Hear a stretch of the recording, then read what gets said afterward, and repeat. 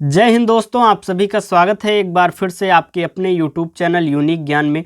आज हम BA 6 semester political science paper first की क्लासेस स्टार्ट कर रहे हैं। बहुत आपके कमेंट्स आ रहे थे, सर पॉलिटिकल साइंस की क्लासेस स्टार्ट कीजिए। सिलेबस हमने बता दिया है, अगर आपने नहीं देखा हो तो चैनल पर विजिट कीजिए, वीडियो प्राप्त हो जाएगी या फिर प्लेलिस्ट आपको मिल जाएगी BA 6 semester political science paper first के नाम से। उसका लिंक आपको डिस्क्रिप्शन बॉक्स में भी मिल जाएगा, तो वहाँ से आप सिलेबस देख सकते हैं। अगर रिटन फॉर्म में आप चाहते हैं तो हमारे टेलीग्राम चैनल को ज्वाइन कीजिए, वहाँ पर आपको political science paper first paper second दोनों का सिलेबस वहाँ पर अवेलेबल कराया गया है। साथ ही साथ टेलीग्राम चैनल को ज्वाइन कर लीजिएगा, क्योंकि जो भी क्लासेस यहाँ पर कराई जाएंगी सभी क्लासेस की नोट्स आपको वहाँ पर प्रोवाइड कराई जाएंगी, जैसा कि 5th सेमेस्टर में आपको कराया गया था और बहुत ही अच्छे आपको रिजल्ट देखने को मिले थे। तो चैप्टर फर्स्ट क्या है, हमने आपको सिलेबस में बताया था। हमारा यूनिट फर्स्ट है, उसमें आपको पढ़ना है एंशिएंट थॉट के विषय में, अर्थात प्राचीन विचारक जो हैं, जैसे कि मनु, कौटिल्य, अग्निसूत्ता, इन सभी लोगों के विषय में हमें पढ़ना है। उसके पश्चात हम पाश्चात्य विद्वानों को पढ़ेंगे, पाश्चात्य विचारकों के विषय में पढ़ेंगे। तो सबसे पहला चैप्टर हमने आपको यहाँ पर बताना स्टार्ट किया है मनु के विषय में, जो कि एक प्राचीन विचारक थे।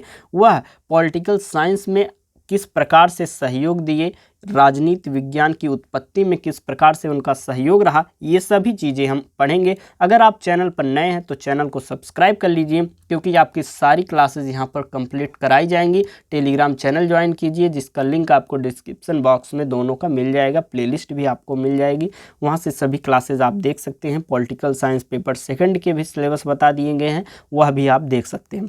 तो चलिए देखते हैं मनु के जीवन परिचय के बारे में, उनके बारे में क्या लोगों ने, क्या विद्वानों ने कहा है, क्या उनके बारे में हमें पता है, उसके विषय में हम देखेंगे। आखिर मनु थे कौन। मनु के जीवन काल को लेकर जो विद्वान हैं, अनेक मतभेद उनके मध्य पाया जाता था। मनु कौन थे, क्या थे, इसको लेकर विभिन्न विचारकों ने अपनी अलग अलग राय दी है। पौराणिक कथाओं में मनु को मानव जाति का जनक और प्रथम विधिवेता माना जाता है। यह धारणा प्रचलित है कि जब संपूर्ण पृथ्वी जलमग्न हो गई थी, तब मनु और उनके एक संगठित समाज की आवश्यकता पर बल दिया गया है।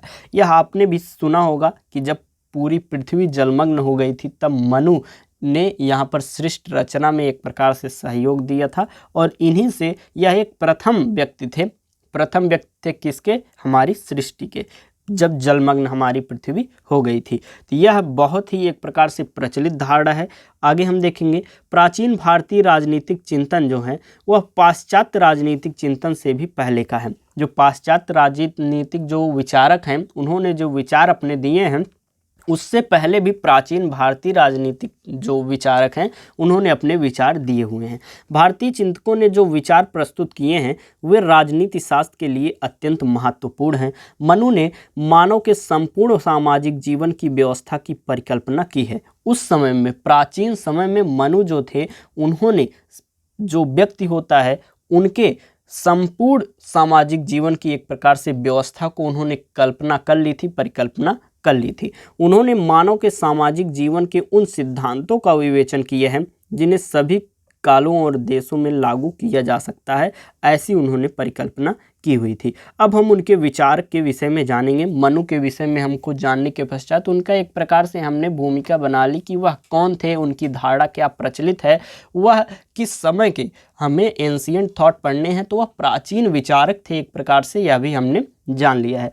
अब उनके विचारों को हमें सिलेबस में पढ़ना है, तो हम सबसे पहले उन्हें मनु के राज्य संबंधी जो विचार हैं, उन्होंने क्या अपने विचार दिए हैं कि राज्य की उत्पत्ति कैसे हुई, और दैवी उत्पत्ति उन्होंने क्या अपनी बताई हुई है, और उनके राज्य के सप्तांग सिद्धांत क्या हैं, संप्रभुता का आधार धर्म एवं दंड क्या है, लोक कल्याण, अन्य सभी चीज़ें उनके विषय में हम यहाँ पर पढ़ेंगे। उनके जो भी विचार हैं, जिस भी क्षेत्र में विचार हैं हमें पढ़ने हैं, वह आपके सिलेबस में है, जो कि आपको इस लेक्चर वीडियो में बताया जाएगा।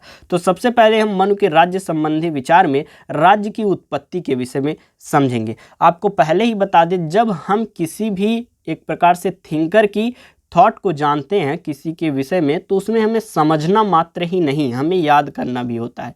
बस आपको ध्यान से सुनना है कि उन्होंने क्या अपना विचार दिया हुआ था। उसके पश्चात आपको बहुत ही अच्छे तरीके से एक कहानी के माध्यम से यह समझ में आ जाएगा कि राज्य की उत्पत्ति उन्होंने किस प्रकार से एक कल्पना की हुई थी।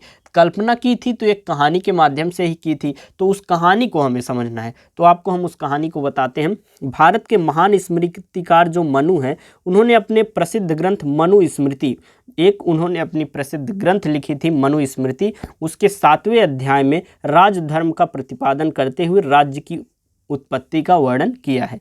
तो अगर आपसे पूछा जाए राज्य की उत्पत्ति का वर्णन उन्होंने कहाँ पर किया है, मनु जी ने कहाँ पर किया है, तो आपको बताना होगा प्रसिद्ध ग्रंथ उन्होंने जो लिखा था मनुस्मृति, उसके 7वें अध्याय में उन्होंने यह लिखा हुआ है। उन्होंने बताया है मनु जी ने, मनु के अनुसार सृष्टि की प्रारंभिक अवस्था बड़ी भयंकर थी। जब जलमग्न हुआ था उसके पश्चात जो एक प्रकार से सृष्टि की रचना हुई, उसकी जो प्रारंभिक अवस्था थी उसको उन्होंने बहुत ही भयंकर माना, क्योंकि उस समय न कोई राज्य था न कोई राजा, पूरा क्षेत्र खाली था, उसमें कोई भी राज्य नहीं था, मतलब बटा हुआ नहीं था, और ना ही किसी भी राज्य का राजा था। जब राज्य ही नहीं था तो कहाँ से राजा आ जाएगा।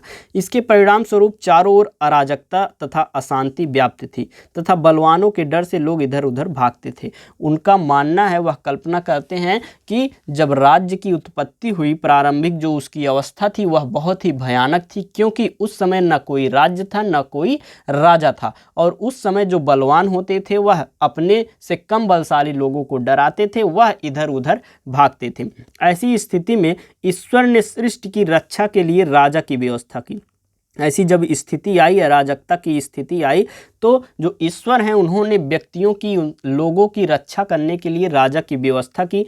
और वह कहते हैं कि ईश्वर ने इंद्र, वायु, यम, सूर्य, अग्नि, वरुण, चंद्रमा और कुबेर नामक 8 देवताओं के सारभूत अंशों से राजा की सृष्टि की, और इस प्रकार राजा की रचना इन 8 देवताओं के उत्कृष्ट अंशों को लेकर की गई। राजा इन 8 प्रमुख देवताओं के तत्वों को धारण करने वाला एक विशिष्ट देवता था, अतः राजा का पद जो है वह परम पवित्र और गौरवपूर्ण है। तो राज्य की उत्पत्ति के विषय में आप क्या समझते हैं कि मनु बताते हैं कि जो प्रारंभिक अवस्था थी कि इस संसार की, इस पृथ्वी की, तो वह एक बहुत ही भयानक स्थिति थी उस समय, क्योंकि ना कोई राज्य था ना कोई राजा था, और जो भी बलशाली होता था वह अपने से कम बलशाली लोगों को डराता था, जो कि इधर उधर भागते थे। अराजकता की स्थिति फैल गई थी।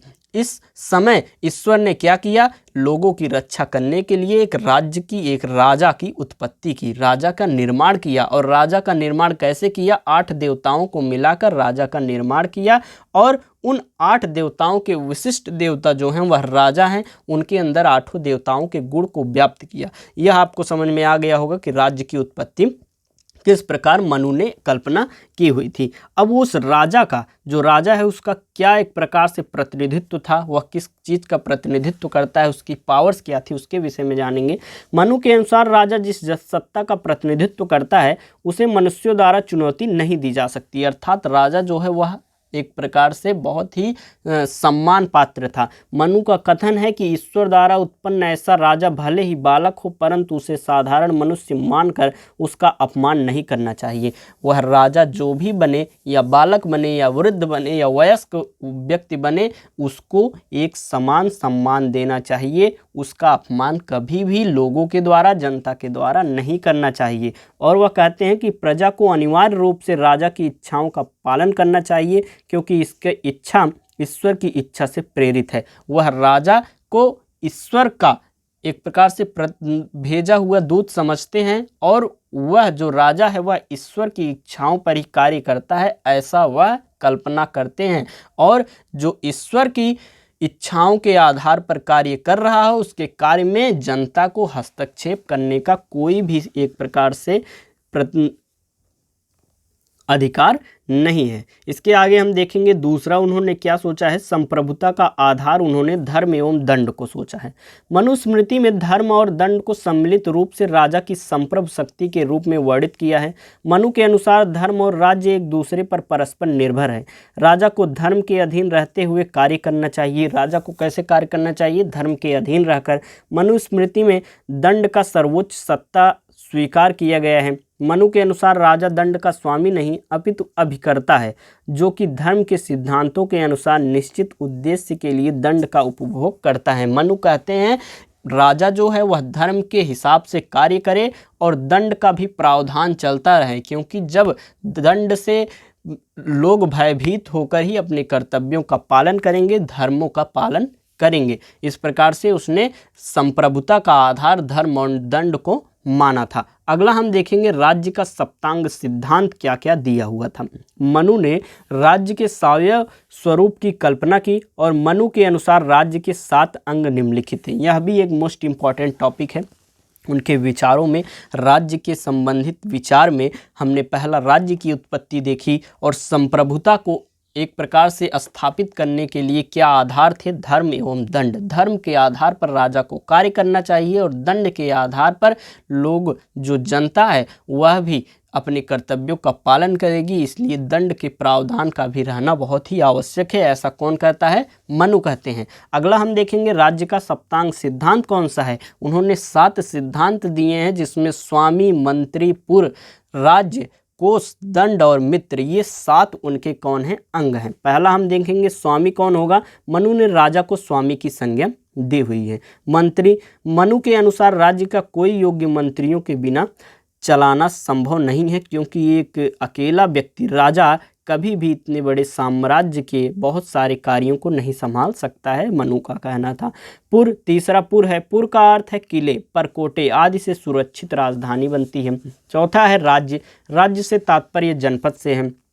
पांचवा है कोष, मनु के अनुसार राजा के पास समुचित मात्रा में कोष होना चाहिए। छठा है दंड, मनु के अनुसार राज्य की सुरक्षा के लिए दंड सेना अनिवार्य होना चाहिए। मित्र, मनु ने अन्य राज्यों से मैत्रीपूर्ण संबंध बनाए रखने पर बल दिया है। यह क्या है? राज्य के सप्तांग सिद्धांत है। अब हम देखेंगे राज्य का कार्य क्षेत्र मनु ने क्या माना है। राज्य के कार्य क्षेत्रों में उन्होंने कितनी चीज़ों को माना है। राज्य का कार्य क्षेत्र उन्हें प्रजा रक्षण माना है, लोक कल्याण माना है, न्याय की व्यवस्था माना है, अर्थव्यवस्था का नियंत्रण माना है, सामाजिक व्यवस्था का निर्वाह, शिक्षा की व्यवस्था और परराष्ट्र संबंधों का निर्वाह, प्रशासनिक व्यवस्था।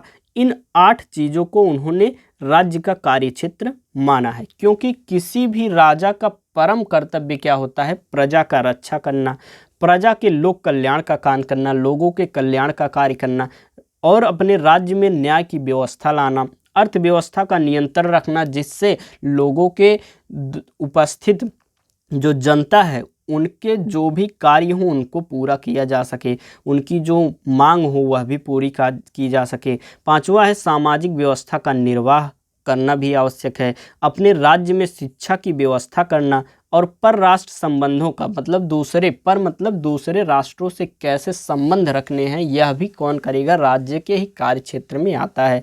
आठवां है प्रशासनिक व्यवस्था को भी कौन संभालता है? राज्य ही संभालते हैं, अर्थात राजा ही संभालता है। पांचवा, उन्होंने राज्य के संबंधी विचार में राजा के आवश्यक गुणों के बारे में भी बात की है।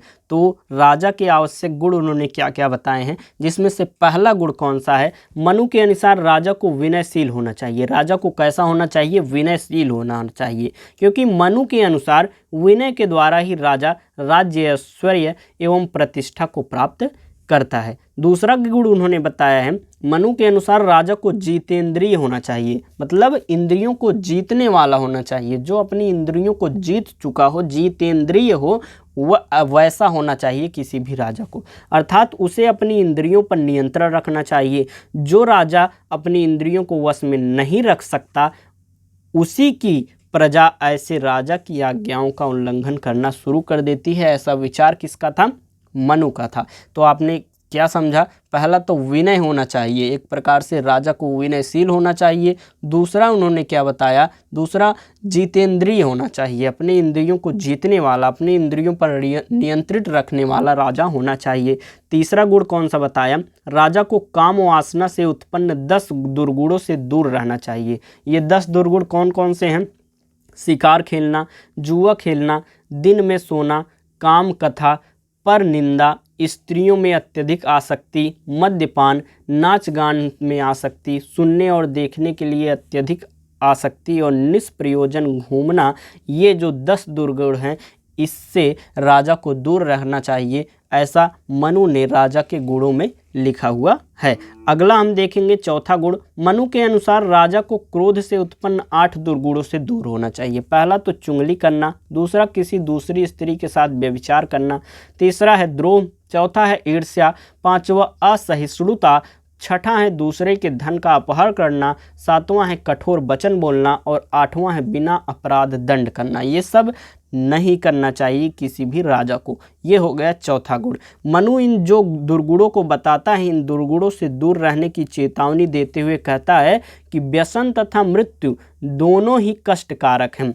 एक प्रकार से मृत्यु भी कष्टकारक है, व्यसन भी एक कष्टकारक है, किंतु मनु कहते हैं कि मृत्यु की अपेक्षा व्यसन जो है वह अधिक कष्टदायी होता है, क्योंकि मृत्यु के बाद व्यसन रहित व्यक्ति तो स्वर्ग चला जाता है, जबकि व्यसनी पुरुष नरक में जाता है। ऐसा किसने कहा?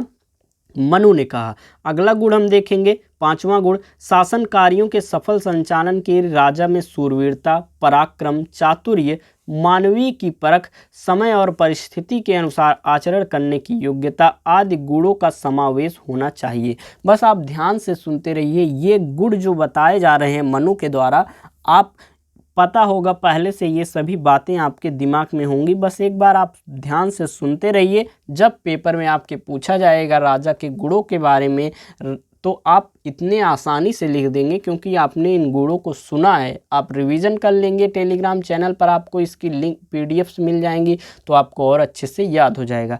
आगे हम देखेंगे अगला गुण। आपको अधिक से अधिक गुण बता दिए जा रहे हैं, 6 गुण बता दिए जाएं, जिससे आपको उनमें से अच्छे याद रहेंगे। छठा गुण उन्होंने बताया, राजा को ब्राह्मणों का सम्मान करना चाहिए, उसे विद्वानों से वेदों का ज्ञान प्राप्त करना चाहिए, राजा में दानशीलता, न्यायप्रियता, निष्कपटता आदि गुणों का समावेश भी होना चाहिए। ये तो हो गई राजा के गुणों की बात। अब हम देखेंगे राजा के कर्तव्य क्या क्या हैं, राजा के कौन कौन से कर्तव्य हैं। मनु ने राजा के निम्नलिखित कर्तव्य बताए हैं। पहला तो है उसकी खुद की सुरक्षा के लिए। मनु ने क्या कहा है? मनु स्मृति अपने ग्रंथ में लिखा है कि राजा को अपनी सुरक्षा के लिए पहाड़ी दुर्ग में निवास करना चाहिए, क्योंकि वह सब दुर्गों में श्रेष्ठ होता है। जो पहाड़ी दुर्ग होते हैं वह सभी दुर्गों में श्रेष्ठ होते हैं, उसमें सुरक्षा ज़्यादा होती है, इसलिए राजा को पहाड़ी दुर्ग में रहना चाहिए। दूसरा कर्तव्य क्या है? राजा को स्वजातीय तथा रूप और गुणों से युक्त स्त्री से विवाह करना चाहिए। मतलब अपनी ही जाति में एक स्त्री से शादी करनी चाहिए, जो कि रूप में भी युक्त हो और गुणों से भी युक्त हो। ऐसी स्त्री से उन्हें विवाह करनी चाहिए। अगला गुण उन्होंने बताया है, अगला कर्तव्य बताया है मनु ने राजा का, राजा को नियम पूर्वक यज्ञ करवाने चाहिए तथा ब्राह्मणों को दान देने में प्रचुर धन देना चाहिए। राजा विश्वास पात्र कर्मचारियों से कर वसूल करवाए तथा कर न्यायपूर्वक ले, क्योंकि जो विश्वास पात्र कर्मचारी रहेंगे वह कभी भी भ्रष्ट नहीं रहेंगे, ज़्यादा कर नहीं वसूलेंगे। अगला है, राजा को राज्य की रक्षा तथा शत्रुओं का नाश करना चाहिए और उसे प्रजा के प्रति पिता के समान व्यवहार करना चाहिए।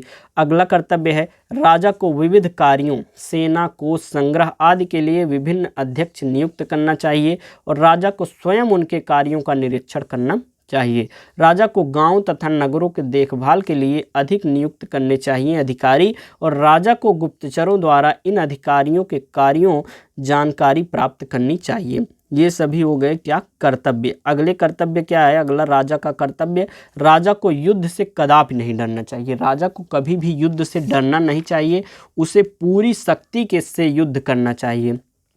अपनी सेना को सदैव तैयार रखें तथा सैनिक शक्ति का प्रदर्शन करता रहे। वह गोपनीय बातों और राजकार्यों को सदैव गुप्त रखे और शत्रुओं की कमी को जानने का वह प्रयत्न करता रहे। ऐसा राजा को करना चाहिए। ये सभी बातें आपको समझ में आ ही रही होंगी, क्योंकि एक राजा अपने सुरक्षा के लिए यह कार्य करता है, गुप्तचरों को रखता है, अपने आसपास के राजा जो हैं उनके गुप्त जानकारियों को इकट्ठा करता है। ऐसा आप मूवीज़ में देखे होंगे। आपका ऐसे मन में ऐसी बातें होंगे भी कि एक राजा को क्या करना चाहिए, तो यह सब बातें आपको रिलेटेड लग रही होंगी, इसलिए आपको समझ में अच्छे से आ रहा होगा। राजा का अगला कर्तव्य क्या है? राजा को अपने मंत्रियों के साथ सद्व्यवहार करना चाहिए तथा गुप्तचरों के द्वारा शत्रु व्यवहार की जानकारी प्राप्त करनी चाहिए। 10 कर्तव्य आपको बताए जाएंगे, उसमें से अगर आपके पेपर में पूछा जाए लगभग 6-7 तो आपको अवश्य ही याद रहेंगे, इसलिए आपको अधिक से अधिक बातें बताई जाती हैं। आगे देखेंगे, लोगों के साथ व्यवहार करने में राजा को संयम बरतना चाहिए। वह अविश्वासी व्यक्तियों पर विश्वास न करे, विश्वासी व्यक्तियों पर अधिक विश्वास न करे, बगुले के समान अर्थ चिंतन करे और सिंह के समान पराक्रमण रहे उसका, भेड़िए के समान शत्रु का वह नाश करे, खरगोश के समान वह शत्रु के घेरे से निकल जाए, ऐसा राजा होना चाहिए। अंतिम कर्तव्य उसका क्या है? राजा राज्य की रक्षा तथा शत्रुओं के विनाश के लिए सदैव उद्यत रहना चाहिए। वो अपने जो उसका राज्य है उसकी रक्षा करे और अपने शत्रुओं का विनाश करने के लिए वह हमेशा रेडी रहे, ऐसा होना चाहिए। अगला है हमारा विचार मंत्री परिषद। राज्य के संबंध में वह कहता है, मनु जी कहते हैं कि मंत्री परिषद का होना अति आवश्यक होता है। कैसे आवश्यक होता है? मनु ने मंत्री परिषद की आवश्यकता पर बल दिया है। मनु का कथन है कि किसी व्यक्ति के लिए सरल कार्य भी अकेले संपादित करना कठिन नहीं है। बस आप ध्यान से सुनिए, कितनी अच्छे कहानी के माध्यम से मनु ने हर एक आवश्यकता को समझाया हुआ है। आपको समझ में आ रहा होगा। कोई भी बात, अगर कोई भी टॉपिक ना समझ में आए, आप पॉइंट आउट करके कमेंट में पूछ सकते हैं, आपको बताया जाएगा। महान उत्तरदायित्वों से युक्त राज कार्य का अकेले राजा के द्वारा संपादित करना तो बहुत ही कठिन अर्थात संभव नहीं है। अतः शासन काल का संचालन करने के लिए राजा के द्वारा मंत्रियों को नियुक्त करना चाहिए। मनु के अनुसार राजा को कुलीन, शास्त्र ज्ञाता, शूरवीर, शस्त्र विद्या में निपुण आदि ही मंत्री पद पर नियुक्त करना चाहिए, क्योंकि जब वह कुलीन रहेगा, शास्त्र का ज्ञाता रहेगा, तो कभी भी वह धन के लालच में या किसी भी लालच में राज्य के विरुद्ध नहीं जाएगा। वह जब शास्त्र का ज्ञानी रहेगा, कोई भी निर्णय लेगा तो वह अच्छा निर्णय लेगा, राज्य के भले के लिए निर्णय लेगा। इसलिए राजा को कुलीन, शास्त्र ज्ञाता, शूरवीर, शस्त्र विद्या में निपुण मंत्री ही चुनना चाहिए किसी भी राज्य के लिए। ऐसा किसने कहा था? मनु जी ने कहा था। मनु ने मंत्री को उच्च वर्ग वाला, धर्मात्मा तथा विद्वान होना आवश्यक गुण माना है। ऐसा कोई उनका एक प्रकार से डिफरेंस करने का, कोई भी असमानता करने का कोई भी उनका पॉइंट नहीं था। वह उच्च वर्ग वाला इसलिए कहते हैं क्योंकि जब वह धन से परिपूर्ण पहले ही रहेगा तो धन की लालच में कभी भी राज्य को वह धोखा नहीं देगा। मंत्री को बुद्धिमान, स्थिर चित्त होना चाहिए। शूरवीर, उत्साही, दक्ष एवं कुलीन व्यक्ति को धन धान्य के संग्रह के लिए मंत्री नियुक्त किया जाना चाहिए।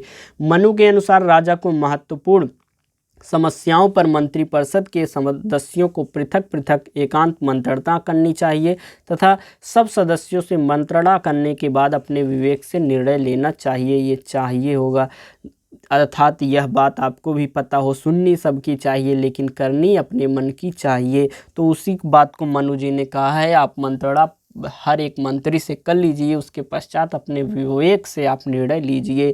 मनु के अनुसार मंत्रणा को गुप्त रखना चाहिए। राजा को पहाड़ पर या एकांत महल में, निर्जन वन में मंत्रियों से मंत्रणा करनी चाहिए। मंत्रणा के समय राजा को चाहिए कि बुद्धिहीन, गूंगे, बहरे, तोता, मैना, पक्षी, अत्यंत वृद्ध स्त्री, म्लेच्छ, रोगी आदि को हटा दें, क्योंकि ये सभी मंत्रणा का प्रकाशन कर सकते हैं। अर्थात इस पॉइंट का आपका सीधा सीधा मतलब है कि अपनी मंत्रणाओं को, अपनी मीटिंग्स को आप गुप्त रूप से करिए, जिससे आपकी जानकारी कभी भी अपने पड़ोसी देशों के साथ लीक ना हो पाए, पड़ोसी राज्यों के साथ।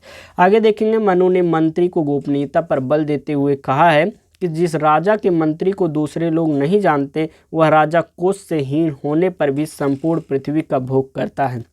गोपनीयता के लिए भी आवश्यक है कि राजा मध्याह्न में अथवा आधी रात्र में मंत्रियों के साथ परामर्श करे। ये पॉइंट तो आपके समझ में आ गया होगा। अगला पॉइंट है अन्य प्रमुख अधिकारी एवं कर्मचारी। मंत्री परिषद रखना चाहिए, फिर अलग अलग अधिकारी अलग अलग विभाग के लिए रखना चाहिए, जो कि है इस समय में मनु ने उसी बारे में प्राचीन समय में ही विचार करके बताया हुआ था राज्य से संबंध में। तो मनु ने क्या कहा था? मनु के अनुसार राज्य कार्य को सुचारू रूप से चलाने के लिए पर्याप्त संख्या में राज्य कर्मचारियों, अधिकारियों की नियुक्ति की जानी चाहिए। मनु ने सेनापति को शासन का एक महत्वपूर्ण अंग स्वीकार किया है। मनुस्मृति में कहा गया है कि जिस प्रकार कोष एवं प्रशासन राजा के अधीन होता है, उसी प्रकार सेना सेनापति के अधीन होती है। मनु ने दूत के पद को भी महत्वपूर्ण बताया है। मनु ने इस बात पर बल दिया है कि राजा को अपने कार्यों का विभाजन मंत्रियों, सचिवों और अध्यक्षों, प्रशासकीय अधिकारियों में कर देना चाहिए। मनु के अनुसार कर्मचारी एवं अधिकारी वर्ग को ईमानदार, बुद्धिमान, कर्तव्यपरायण होना चाहिए। राजा को अधिकारियों एवं कर्मचारियों पर पूर्ण नियंत्रण रखना चाहिए। मनु के अनुसार राज्य कर्मचारी सामान्यतः भ्रष्ट होते हैं, अतः राजा का कर्तव्य है कि वह ऐसे भ्रष्ट अधिकारियों एवं कर्मचारियों से प्रजा की रक्षा करें। बहुत ही एक प्रकार से फैक्ट बात है, ये सभी आप जानते होंगे, बस आपको ध्यान से सुनते रहना है। कम समय में आपको उनके पूरे बात को यहाँ पर समझाया जा रहा है सरल भाषा में, तो आपको अच्छे से समझ में आ रहा होगा। तो वीडियो को अवश्य लाइक करें। जो भी समझ में ना आए तो कमेंट करके पूछें, अपने दोस्तों के पास भी शेयर कर दिया करिए, जिससे वह भी इसका लाभ उठा सके। आगे देखेंगे हम। मनु के अनुसार भ्रष्ट अधिकारियों के प्रति राजा को कठोर व्यवहार करना चाहिए। मनु ने रिश्वत लेने वाले अधिकारियों की समस्त संपत्ति को छीनकर उन्हें राज्य से बाहर निकालने का दंड दिए जाने का सुझाव दिया है। जो भी भ्रष्ट नेता हैं उनसे क्या करें, उनका पूरा धन छीन लें और उनको राज्य से बहिष्कृत कर दें, ऐसा दंड प्रावधान में उन्होंने लिखा हुआ है। अगला है प्रादेशिक व स्थानीय शासन। मनु ने राज्य के शासन को दो भागों, पुर और राष्ट्र में विभाजित किया है। पुर अथवा नगर के संबंध में मनु का मत है कि वृक्ष, घास, जल आदि सुविधाओं से युक्त सुरक्षित भूभाग पर पुर की स्थापना की जानी चाहिए। पुर और राष्ट्र उन्होंने दो दिया हुआ है। शासन व्यवस्था के सुचारू रूप से संचालन के राष्ट्र को छोटी बड़ी बस्तियों तथा क्षेत्रों में विभाजित किया जाना चाहिए। मनु ने शासन की सबसे छोटी इकाई ग्राम को माना है। मनु स्मृति में 1 ग्राम, 10 ग्राम, 100 ग्राम और 1000 ग्राम में अलग अलग संगठनों की व्यवस्था की है। ग्राम के अधिकारी को ग्रामिक कहा गया है। और मनु के अनुसार ग्रामिक का मुख्य कार्य क्या है?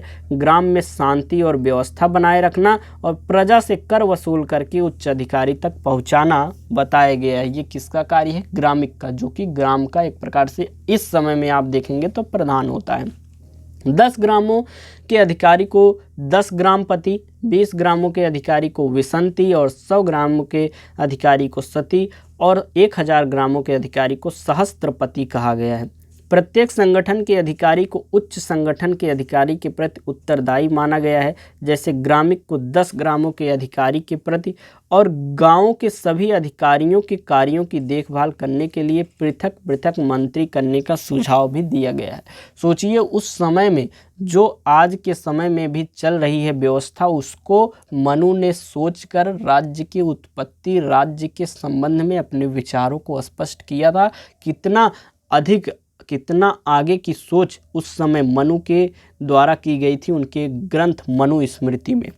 अगला उन्होंने बताया था परिषद के विषय में। परिषद क्या है? परिषद में उन्होंने विद्वानों के एक गुटों को रखा था जो कि कानून बनाए।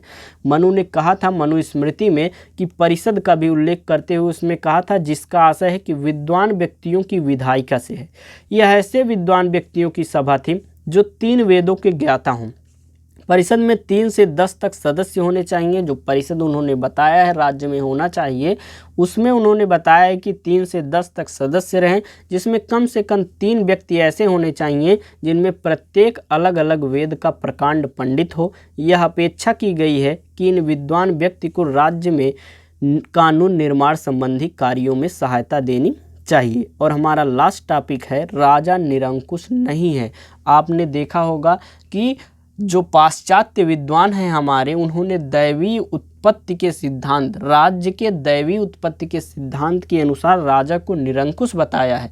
ऐसा उन्होंने किया है, लेकिन मनु ने राजा की उत्पत्ति के दैवीय सिद्धांत का प्रतिपादन तो किया है, परंतु उसमें राजा की निरंकुश सत्ता का समर्थन उन्होंने कभी भी नहीं किया हुआ है। तो राजा मनु के अनुसार निरंकुश नहीं है। वह कहते हैं मनु ने राजा की निरंकुशता का प्रतिपादन नहीं किया है। मनु के अनुसार राजा को निम्नलिखित गुणों के अंतर्गत कार्य करना पड़ता है। पहला है कि धर्म। मनु ने राजा को धर्म के अधीन रखा है और इस बात पर बल दिया है कि राजा का प्रमुख कर्तव्य प्रजा का पालन है तथा उसकी रक्षा करना है। उसे अपनी प्रजा की नैतिक एवं भौतिक उन्नति के लिए सदा प्रयत्नशील रहना चाहिए। ऐसा वह धर्म के अंदर ही रहकर कर सकता है।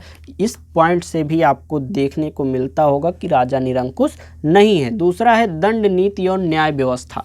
राजा को अपराधियों को दंड देने का अधिकार है, परंतु राजा से अपेक्षा की गई है कि वह दंड का प्रयोग विवेकपूर्ण से करे, और मनु के अनुसार राजा द्वारा दंड का प्रयोग स्वार्थ सिद्धि के लिए नहीं किया जा सकता। उन्होंने कहा है मनुस्मृति में कि यदि राजा दंड का उचित प्रयोग नहीं करता तो वह दंड के द्वारा ही नष्ट कर दिया जाता है।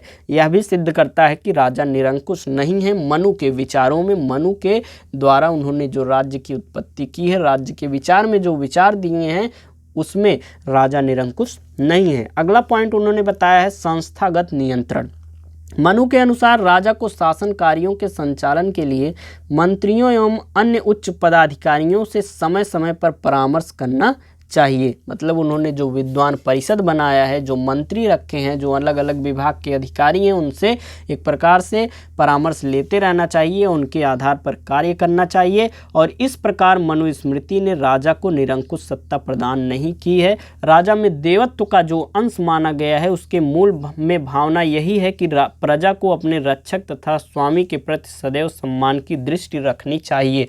जो मनु ने कहा है कि वह देवत्व से उनका जो तुलना की गई है, वह किसी अन्य मकसद से नहीं, इसलिए किया है कि जो भी प्रजा है वह अपने रक्षक, अपने स्वामी का, अपने राजा का एक प्रकार से सम्मान की दृष्टि रखे, इसीलिए मात्र। अतः राज्य की उत्पत्ति के दैवी सिद्धांत को अपनाने पर भी मनु ने राजा को वैसी निरंकुश सत्ता प्रदान नहीं की है जैसे कि पाश्चात्य विद्वानों द्वारा राजा को प्रदान की गई है। इस प्रकार मनु का पाश्चात्य अर्थात प्राचीन विचार जो है राजनीतिक विज्ञान के संबंध में यहाँ पर होता है समाप्त, जो कि आपका सिलेबस है। अगला नेक्स्ट चैप्टर जल्द ही आएगा जिसमें हम कौटिल्य के विषय में जानेंगे।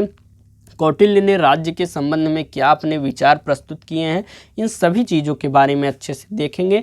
चैनल पर बने रहिए, वीडियो लाइक कीजिए, अपने दोस्तों के पास शेयर कीजिए। कोई भी प्रश्न हो आप कमेंट करके पूछ सकते हैं। टेलीग्राम चैनल का लिंक आपको डिस्क्रिप्शन बॉक्स में मिल जाएगा, वहां से आप ज्वाइन कर सकते हैं, जहां पर नोट्स आपको प्रोवाइड कराए जाते हैं। साथ ही साथ आप वहां पर अपनी यूनिवर्सिटी से रिलेटेड नोटिफिकेशन भी प्राप्त करेंगे, इसलिए आप यूनिवर्सिटी का नाम भी आप कमेंट में बता दीजिएगा। धन्यवाद, मिलते हैं अगले वीडियो में।